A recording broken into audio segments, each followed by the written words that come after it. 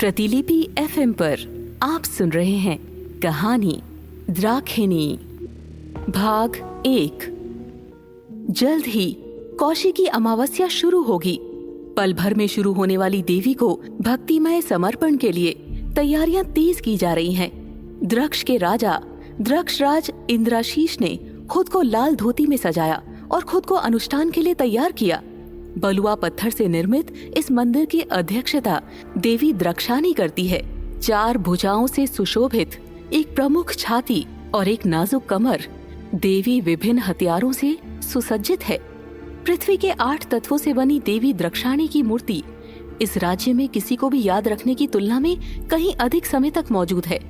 एक बकरी की बलि संस्कार से देवी द्रक्षाणी की मासिक प्रार्थना पूरी होती है, लेकिन वार्षिक संस्कारों के लिए देवी पूजा के सबसे बड़े बलिदान की आवश्यकता होती है, मानव बलि।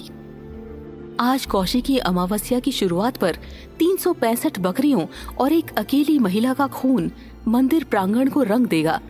वो स्त्री भी कम महत्व की नहीं है, वो द्राक्ष राज्य की रानी है। तंत्र मंत्रों के जाप के साथ ये अनुष्ठान पूरी रात चलता रहेगा और महेंद्र जोग के शुभ मुहूर्त में रानी को देवी को अर्पित किया जाएगा। इस अवसर पर पूरा राज्य 7 दिनों तक खुशी मनाएगा। इन 7 दिनों तक राज्य के किसी भी रसोई घर में कोई तंदूर नहीं जलाया जाएगा। शाही महल में लोगों को 2 बार पर्याप्त भोजन उपलब्ध कराया जाएगा। देवी के अष्टमंगल के 7वें दिन राज्य पर शासन करने के लिए एक नई रानी का आगमन होगा। राजा राज चक्रवर्ती चंद्राशीष उस दिन एक अनछुई, सौम्य और नाजुक महिला से शादी करेंगे। पूरे 1 वर्ष के लिए वो महान राजा की पत्नी के रूप में रहने का सम्मान प्राप्त करेगी और राज्य की व्यापक संपत्ति को साझा करेगी। लेकिन वर्ष के अंत में वो देवी के बलिदान के रूप में ही इस्तेमाल होगी। चांदी की प्लेट पर नुकीले सोने की गिलोटिन पर उसका शरीर और सर 2 भागों में बट जाएगा और सर को अग्नि के बलि के गड्ढे में डाल दिया जाएगा, जबकि उसके शरीर को लूरनी कैस्केड में फेंक दिया जाएगा। इस वर्ष राजा की पत्नी बनने के लिए चुनी गई महिला राज्य के एक किसान की 18 साल की बेटी उर्मी है। सुबह से ही उसकी माँ मुग्धा आंसू बहा रही है, क्योंकि उसे अपनी बेटी की किस्मत पता है। वो जानती है कि आने वाली अमावस्या की छाया के साथ उर्मी का जीवन भी अंधेरे रसातल में गिर जाएगा।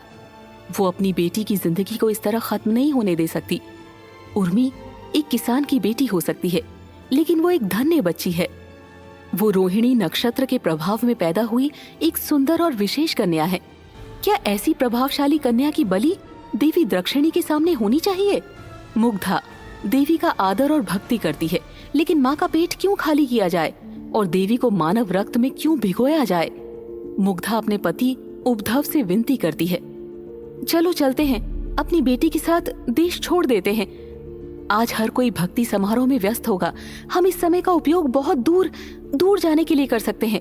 उद्धव ने अपनी पत्नी का मुंह बंद कर दिया और डरते हुए फुसफुसाया, तुम मर जाओगी और तुम मुझे अपने साथ ले जाओगी। क्या तुम नहीं जानती कि हमें राजा ने जेल में डाल दिया है? हमारे दरवाजे के बाहर गार्ड तैनात किए गए हैं। मैं मर जाऊंगा और तुम भी। बेहतर है कि हम अपनी बेटी की शादी राजा से करते हैं। राज्य की रानी बनना उसकी किस्मत है, उसका भाग्य सच होने दो। अगर जीने की उसकी किस्मत है तो वो जिएगी। अगर मौत लिखी है तो हम भी नहीं रोक पाएंगे, लेकिन अगर हम भागते हैं तो हम देवी द्रक्षिणी के प्रकोप में पड़ जाएंगे। उर्मी जानती है अब से 7 दिन बाद उसकी शादी राजा इंद्राशीष से होगी। वो सज्जन राजा की पत्नी और राज्य की रानी के रूप में पूरे 1 वर्ष तक जीवित रहेगी और अंत में वो देवी द्राक्षाणी के लिए एक आहुति बन जाएगी। उर्मी मंदिर में विराजमान मूर्ति की कल्पना कर सकती है। अपनी झोपड़ी में बैठे बैठे उर्मी का दिमाग दौड़ जाता है और वो देवी की कल्पना कर सकती है और उसके चारों ओर खून बिखरा हुआ है। उर्मी की नाक में खून की भयानक बदबू भर जाती है। हर साल प्रजा रानी की हत्या की रस्म को देखने के लिए महल में भीड़ लगाती है। रानियां गीले कपड़ों में गिलोटिन के सामने बकरी की तरह कांपती हुई खड़ी होती है। रानी के मन से बचने की किसी भी आशा को दूर करते हुए 2 महिला रक्षक उसे दोनों ओर से दबाती है। महेंद्र जोग के प्रहार पर रानियों की बलि स्वयं राजा इंद्राशीष द्वारा दी जाती है। अगले ही क्षण राजा को एक ही सांस में देवी के आंतरिक क्वार्टर की ओर भागते हुए देखा जाता है, जो दुर्भाग्यपूर्ण रानी के कटे हुए सर को लेकर उसे अग्नि के पवित्र गड्ढे में फेंक देता है। दूसरी ओर एक शैतानी आत्मा राज्य की प्रजा में फैल जाती है और एक दुष्ट उल्लास रानी के शरीर के साथ शुरू होता है। पुरुष पागल हो जाते हैं और अपने कंधों पर शरीर के साथ पागलों की तरह नृत्य करना शुरू कर देते हैं। पुरुष रानी के कटे हुए शरीर से टपकते खून का स्वाद चखते हैं। क्या वे भी इंसान है? उर्मी आश्चर्य करती है। ये अनुष्ठान वर्षों से किया जा रहा है। ये अमानवीय कर्मकांड किसने रचा? उर्मी नहीं जानती। हालांकि आश्चर्यजनक रूप से द्राक्ष कबीले साल दर साल आगे बढ़े हैं। इंद्राशीष की जैविक जन्म देने वाली माँ को शादी के ठीक बाद गर्भवती होने के लिए जाना जाता है और अपनी हत्या के 1 महीने पहले ही उस बच्चे को जन्म दिया। चूंकि रानियां विवाह के 1 वर्ष बाद ही मर जाती है, बहुत कम रानियां ही एक बच्चा पैदा करने में सक्षम है। कभी कभी ऐसा हुआ है कि बलि देने के दौरान रानी गर्भवती थी। उर्मी एक किसान की बेटी है। उसने धार्मिक कानून नहीं सीखे।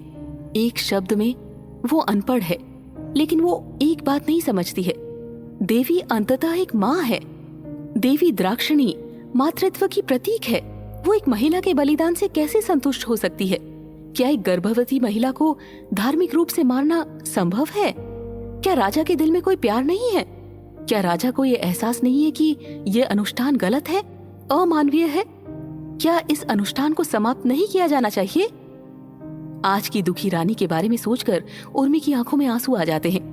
आज एक अंधविश्वास के कारण उसकी दुर्भावना से हत्या की जाएगी, और वो भी उसके अपने पति राज चक्रवर्ती इंद्राशीष के हाथों। पिछले वर्ष देवी की अष्टमंगल पर राजकुमारी केशी को दूर गांधार भूमि से लाया गया था। वो खूबसूरत है और एक शाही परिवार से ताल्लुक रखती है। इसके बावजूद उसे आज ही मरना होगा। उसकी बर्बर मौत को देखने के लिए उसके पिता और भाई गांधार से पहुंचे हैं। उर्मी शाही नहीं है। वो केवल एक किसान की बेटी है, लेकिन उसे उसके शुभ जन्म के कारण चुना गया है। कभी कभी उर्मी को अपने माथे पर कुछ अजीब सा महसूस होता है। कभी कभी वो महसूस करती है कि उसके माथे पर तीसरी आंख खुल रही है। वो बेहद डरा हुआ महसूस कर रही है। उसके माता पिता उसके इस दिव्य रहस्य से अवगत है। यही वजह है कि उसका घर के बाहर आना जाना प्रतिबंधित है। लेकिन अब क्या? महल में लोगों की भीड़ लगी रहती है। इतने सारे लोगों के सामने उर्मी अपनी तीसरी आंख कैसे छिपाएगी? उर्मी के कानों तक डमरू, ढोल और शंख की आवाजें हवा में तैरती हैं। 365 बकरियों की बलि अब तक पूरी हो चुकी है। अब देवी केशी की मृत्यु बाकी है।